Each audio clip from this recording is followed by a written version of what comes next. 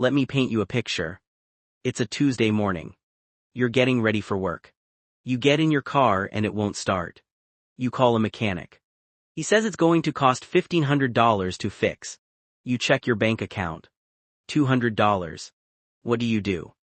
If you don't have an emergency fund, that $1,500 goes on a credit card.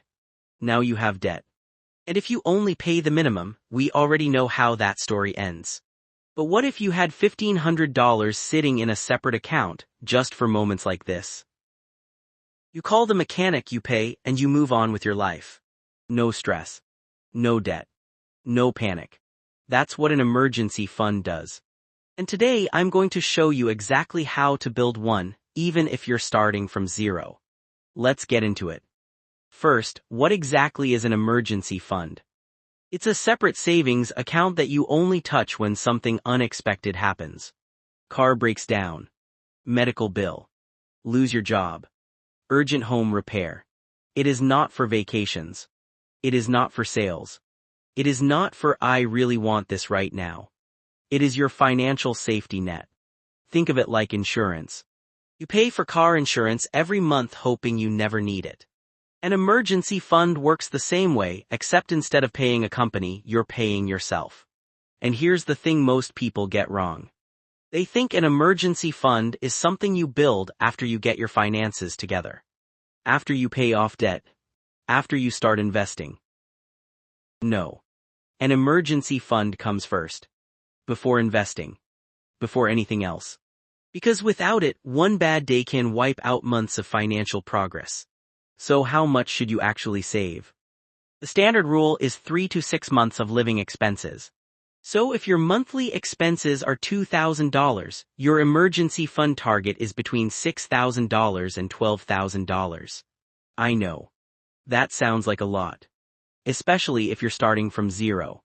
So let's break it down into stages. Stage 1, the starter fund. $500 to $1,000. This covers most small emergencies. A car repair. A medical copay. An unexpected bill. Just having $500 set aside changes everything psychologically. You stop living in fear of small surprises. Stage 2, 1 month of expenses. Once you hit $1,000, keep going until you have 1 full month of expenses saved. This is your real safety net. Lose your job today, you have 30 days to figure it out without panicking. Stage 3, 3 to 6 months. This is the full emergency fund. Takes time to build, but once you're here, you are genuinely financially stable. Nothing life throws at you will destroy you financially. Start with stage 1. Just $500. That's your only goal right now. Now, where do you actually keep this money? Most people make a big mistake here.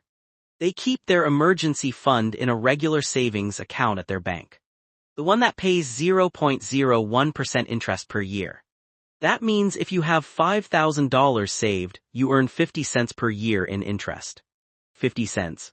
That's not even a cup of coffee. Instead, put your emergency fund in a high-yield savings account. Also called HYSA. Right now, the best high-yield savings accounts are paying around 4 to 5% APY. That means your $5,000 earns around $200 to $250 per year, just sitting there. Doing nothing. That's free money. Just for choosing the right account. The best options right now are Marcus by Goldman Sachs, Ally Bank and SoFi, all paying competitive rates with no fees and no minimum balance. Links are in the description. Keep your emergency fund separate from your regular checking account. Out of sight, out of mind. You want it accessible, but not so accessible that you're tempted to spend it. Okay, so now you know what it is, how much you need, and where to keep it. Let's talk about how to actually build it. Step 1, open a high-yield savings account today. Not tomorrow. Not next week. Today. It takes 10 minutes online. No excuses. Step 2, set up an automatic transfer. Every payday, automatically transfer a fixed amount to your emergency fund. Even $25. Even $50. The key word is automatic. You don't think about it. You don't decide. It just happens. When saving is automatic, you spend what's left. When it's manual, you spend first and save what's left.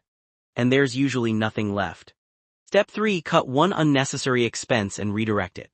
Go back to your subscriptions. Cancel one thing you don't use. Take that $10 or $15 per month and add it to your automatic transfer. Small amounts add up faster than you think.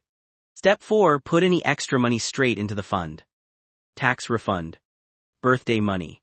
Bonus at work. Sold something online. Before you spend any of it, put it in the emergency fund first.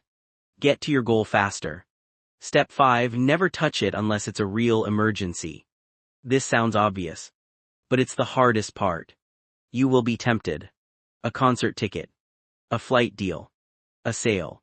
None of those are emergencies. Protect the fund. Let's recap. An emergency fund is your financial safety net.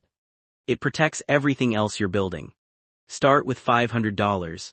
Keep it in a high-yield savings account. Automate your savings. And never touch it unless it's a real emergency. You don't need to be rich to start. You just need to start.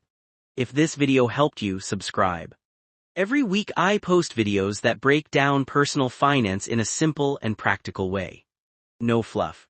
No complicated jargon. Just real advice you can use today. And drop a comment, do you currently have an emergency fund? Be honest. Let me know where you're starting from. See you in the next one.